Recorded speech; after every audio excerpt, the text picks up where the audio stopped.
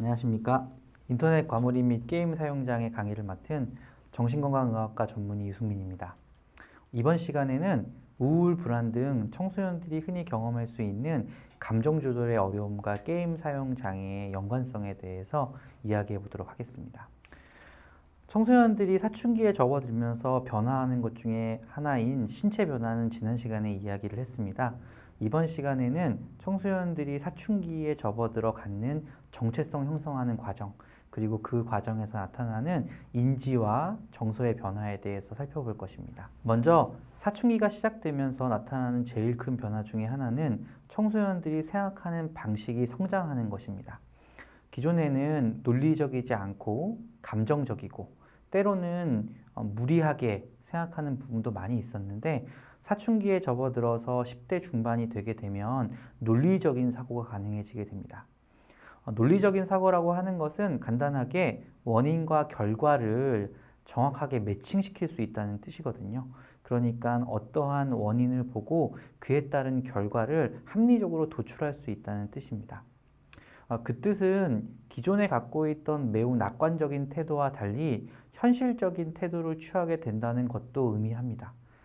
그러니까 초등학교 아이들에게 미래에 대한 꿈, 장래 희망을 물었을 때 대통령, 기타 연예인, 과학자 등 굉장히 높지만 비특이적인 꿈들이 나올 수 있는데요. 중학생이 넘어가게 되면 조금은 현실적이고 합리적인 꿈들을 제시하게 되는 과정과 연결되어 있습니다.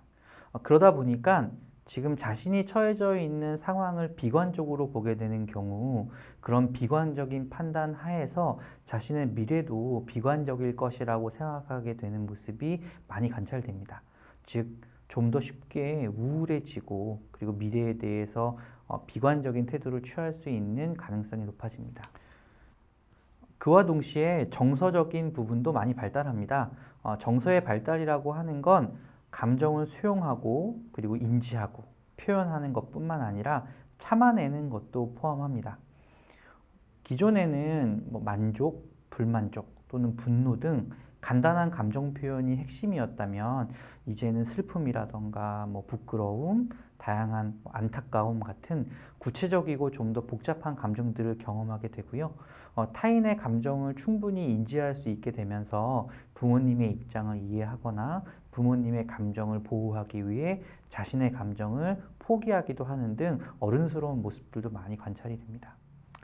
그런데 청소년들은 이러한 감정들을 적절하게 대조해 볼 만한 경험이 많지 않기 때문에 때로는 자신의 감정이 어떤 의미를 갖는지 모르기도 합니다.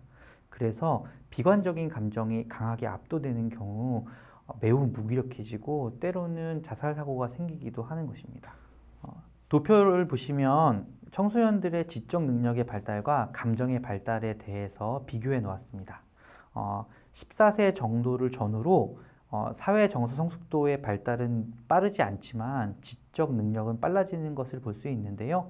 그림이 좀 이해하기 어렵긴 하지만 작성해 놓은 대로 보시면 14세 이전에는 감정을 느끼는 정도는 충분히 많지만 그게 무슨 뜻인지 이해하지 못한다. 이렇게 이해하시면 좋습니다. 즉, 초등학교의 아이들은 우울감을 느낄 수는 있지만 이 우울감이 어떤 의미인지 이해하지 못합니다. 그래서 부모님들이 우울감을 경험할 때 아이는 훨씬 더 심각한 불안감에 빠지기도 하거든요. 14세가 넘어간다고 해도 자신의 상황과 감정을 이해하는 능력은 높아지지만 실제로 감정을 수용하거나 표현하는 능력은 조금 더 늦게 좋아집니다. 그 얘기는 감정을 느끼는 건 느끼는데 머리로 이해하는 것을 따라가지 못하기 때문에 어떻게 보면은 때로는 감정이 없는 사람처럼 보이기도 하고 어떻게 저렇게 생각하지? 하는 느낌을 갖기도 하는 모습을 보이기도 합니다. 이러한 생각과 정서의 발달은 정체성의 형성에 굉장히 중요한 역할을 합니다. 정체성이라고 하는 것은 내가 어떤 사람인지에 대해서 스스로 느끼는 바가 명확해지는 것인데요. 이거는 내가 누구다 이런 걸 넘어서서 나는 무엇을 할 수 있다, 나는 무엇과 비슷하다, 그리고 나는 이것을 좋아한다, 싫어한다 이런 다양한 감정과 생각들을 내포합니다. 문제는 이러한 판단에 조금 더 객관적인 기준들을 필요로 하게 된다는 것인데요. 기존에 부모님들이 해주는 칭찬, 선생님들의 칭찬, 이런 것들만으로도 충분히 기분이 좋아지고 자신감이 높아질 수 있었다면 사춘기에 접어들게 되면 자신뿐만 아니라 남들도 납득시킬 수 있을 만큼의 객관적인 기준을 갖고자 합니다. 부모님들의 판단이 굉장히 자식들을 위한 자기중심적인 판단이라는 걸 아이들이 금방 눈치채기 때문에 또래들의 판단에 굉장히 민감해지게 됩니다. 그러다 보니까 타인들의 시선, 또래뿐만 아니라 선생님들 같은 다른 어른들에게도 민감하게 시선을 받아들이게 되고요. 조금 더 자신에 대해서 비관적인 태도를 취하게 되는 경우들이 많습니다. 그리고 이는 자기 존중감의 감소로 나타나게 됩니다. 세상이 자기를 중심으로 돌고 있었다고 생각하던 때에서 벗어나서 자기 중심성을 벗어나서 어른들처럼 객관적인 사회의 일원으로 자기를 바라보게 되는데요. 이 과정은 자신이 굉장히 중요한 사람이라는 데서 벗어나기 때문에 상당한 우울감을 동반하게 되는 게 너무 당연합니다. 행위 중독을 설명할 때 많이들 이야기하는 것 중에 하나가 도피 이론이라고 하는 것입니다. 이 도피 이론은 본인이 감당할 수 없는 부정적인 감정을 경험할 때 그것을 회피하기 위해 외부의 몰입 대상에 탐닉하게 되는 것을 이야기합니다. 도표를 보시면 애착 외상에서 우울로 진행된다 라고 표시가 되어 있는데요. 이 애착 외상이라고 하는 것은 자아 정체성을 형성하는 어렸을 때의 경험을 의미한다고 생각하시면 됩니다. 이 모든 스마트폰 중독이라고 대표되는 외부 몰입 대상에 대한 탐닉은 결국 우울감에서 시작됐다는 것을 보여주는 도표입니다. 게임 사용 장애뿐 아니라 알코올 중독 등 다양한 중독 질환은 애착 장애로서 설명할 수 있다는 이론들이 많이 있습니다. 애착이라고 하는 것은 사람이 누구나 태어난 뒤에 처음 만나게 되는 부모님과의 관계에서 세상을 충분히 살아갈 수 있는 자격이 된다는 인식을 갖게 되는 것인데요. 이는 적절한 돌봄을 제공하는 것뿐 아니라 적절하게 그 아이에 대한 소중함을 표현되는 경험들이 있어야 되거든요. 근데 그런 것들이 충분치 않은 경우 성장해서도 자기 자신이 소중한 사람이라는 걸 인지하지 못하게 되고 결국에 자기 자신이 쓸모없는 수치스러움을 느끼거나 자기 자신이 어떤 행동을 했을 때 잘하지 못했다는 죄책감을 경험하게 되는 것이 지속적이고 만성적인 우울감을 경험하게 되고 그거를 회피하기 위해 외부 몰입 대상을 탐닉하게 된다는 이론입니다. 과거에는 애착이라고 하는 것이 실제로 굶기지 않는 것, 그리고 춥게 하지 않는 것 등 생리적인 욕구를 중심으로 설명이 되었다면 인간은 돌 이후, 그러니까 2세가 넘어가는 시점부터는 그것보다 훨씬 더 다양한 심리적 욕구들을 갖게 되거든요. 그 욕구들이 만족되지 못할 때에도 우리는 애착에 충분한 경험을 하지 못했다라고 얘기할 수 있습니다. 다른 말로 표현하자면 부모와 자식 간의 궁합이라고 표현할 수 있을 것입니다. 궁합이라고 하는 것은 실제로 둘 중에 누구 하나가 잘못되지 않았다, 즉 문제가 없다고 하더라도 맞지 않는 부분이 있을 때 우리가 흔히 쓰는 표현입니다. 아이가 태어났을 때 성격적인 부분이 꼭 만들어지지 않더라도 타고나는 부분이 있다고 우리가 생각을 하는데요. 그 타고나는 부분을 아이의 기질이라고 표현합니다. 부모님들도 처음 부모님이 되시는 경험들을 하는 거기 때문에 스스로가 어렸을 때 받았던 양육의 방식을 기반으로 해서 부모님들의 양육 방식이 결정됩니다. 이때 아이의 기질과 부모의 양육 방식에 따라서 궁합이 맞기도 하고 맞지 않기도 합니다. 아이의 기질을 예를 들어 본다면 우리가 흔히 순한 아이, 어려운 아이, 느리게 크는 아이로 구분을 하는데요. 대부분의 아이들은 순한 아이이지만 아주 돌보기 힘든, 규칙적이지도 않고 잘 울고 감정 표현도 과격한 어려운 아이들도 대략 10에서 15%가량 발견이 됩니다. 부모님들의 특성은 대개 아이들의 감정을 얼마나 공감해 주느냐, 그리고 아이들에게 세상을 살아가는 규칙을 얼마나 적절히 제시해 주느냐로 크게 4가지로 구분해서 보는데요. 예를 들어 아이가 어려운 아이인 경우 규칙성이 충분하지 않고 감정 표현도 과격하기 때문에 아이는 세상을 살아갈 때 내 행동이 일정한 결과를 가져온다는 기대를 할 수가 없게 됩니다.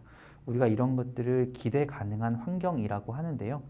부모님들이 일괄적인 기준을 제시하고 감정을 항상 충분히 공감해 줄 때 이런 키우기 어려운 아이들도 내가 살아갈 환경이 어떠할지에 대해서 충분히 기대를 하게 됩니다. 그리고 이런 기대가 주어지지 않는 부모님들의 양육 태도의 경우 특히 돌보기 어려운 아이들은 매번 눈치를 봐야 되는 결과들이 생기거나 자기가 좀 더 나은 결과를 얻기 위해 상황에 따라서 다른 태도를 취해야 되는 결과들을 경험하게 됩니다. 이는 가늠하기 어려운 행동을 계속적으로 해야 된다는 결과를 가져오기 때문에 아이들로 하여금 세상 살아가는 게 참 어렵다. 그리고 항상 뭘 한다고 해서 똑같은 결과, 그러니까 나는 늘 칭찬받을 수 있다는 기대를 하지 못하게 됩니다. 이게 아이들의 정체성에 부정적인 영향을 주게 되는 것이죠.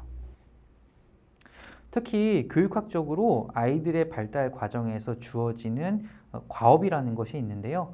2살에서 5살 사이의 아이들이 과업을 잘 수행했을 때 얻게 되는 것이 주도성과 자율성입니다. 그런데 이 시기에 과업을 잘 수행하지 못하게 되면 수치심과 죄책감을 경험하게 되는데요. 우리들이 일반적인 중독 질환에서 가장 두드러지게 나타나는 정서의 특성이 수치심이라고 알고 있습니다. 죄책감은 내 행동의 결과가 바르지 않다.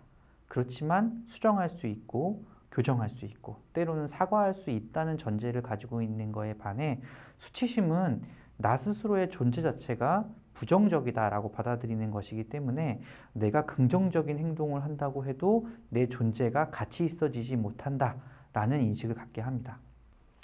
2세에서 5세 사이의 과업의 달성은 충분한 경험 그리고 충분한 기회가 주어져서 실패와 성공을 스스로 경험하게 하고 그리고 어느 정도까지 내가 할 수 있는지 자신의 한계를 경험하는 것이 굉장히 핵심적인 내용입니다. 최근에 부모님들이 자녀들이 너무 소중하고 그 자녀들의 수가 적기 때문에 많은 경험을 하게 도와주고 있지만 위험한 행동을 하지 못하게 하고 부모님들이 갖고 있는 방식을 제시하게 되는 일반적 소통이 많아지기 때문에 아이들이 자기 자신을 충분히 테스트할 경험을 갖지 못하는 게 지금 아이들이 정체성을 부정적으로 갖게 되는 이유가 아닌가 생각해 봅니다. 적절한 정체성을 획득했을 때 자아 존중감이 높아진다 라고 얘기할 수 있습니다. 자아 존중감이라고 하는 것은 내가 어느 정도의 가치를 갖고 있는지에 대한 일반적인 자신이 갖고 있는 입장입니다. 그러니까 내가 뭘 해도 잘할 수 있어 라고 한다면 자아 존중감이 높다는 것이고요. 그 반대로 하면 자아 존중감이 낮다는 뜻이 됩니다. 자아 존중감은 내가 잘할 수 있다는 일반적인 관점이기 때문에 자아 존중감이 높은 경우 내가 무엇을 해도 잘 통제할 수 있다는 자아 통제감이 동시에 높아지게 됩니다. 자아 통제감은 내가 할 수 있는 것과 해야 되는 것 그리고 하지 말아야 되는 것들을 스스로 조절할 수 있게 해주는 중요한 능력입니다. 실제로 이런 자존감이 높게 형성되지 못하거나 자기에 대한 통제력이 떨어질 때 우리는 사회성 기술이 높지 않거나 대인관계에서 매우 불리한 입장에 처하는 모습들을 많이 발견하게 됩니다. 그리고 자신에게 가장 중요한 도움을 줄 수 있는 부모들에게도 적절하게 의사소통을 사용해서 도움을 청하지 못하기 때문에 자기 또래들에 비해서 문제 해결 능력이 많이 떨어지게 됩니다. 마찬가지로 자기 자신이 해야 될 일들도 충분히 결과를 얻어내지 못하기 때문에 훨씬 더 쉽게 우울해지는 과정에 빠지게 됩니다. 그리고 이러한 이유로 아까 말씀드린 도피 이론처럼 우울해지게 되고 외부 몰입 대상에 탐닉하게 되는 빈도가 늘어나게 됩니다. 이것이 청소년들이 게임 사용 장애에 흔히 빠지게 되는 이유 중에 하나입니다. 오늘 강의를 요약해 보도록 하겠습니다. 게임 사용 장애에 빠지지 않기 위한 가장 중요한 능력은 자기 통제감이고 이 자기 통제감은 자아 존중감에서 나옵니다. 자아 존중감은 적절하게 정체성을 형성했을 때 획득할 수 있습니다. 그리고 이런 자아 존중감은 어렸을 때의 적절한 양육으로 인해 훨씬 더 높아질 수 있습니다. 따라서 부모의 양육 태도에 따라서 게임 사용 장애를 예방할 수도 있습니다. 지금까지 강의를 경청해 주셔서 감사드립니다. 저는 정신건강의학과 전문의 유승민이었습니다.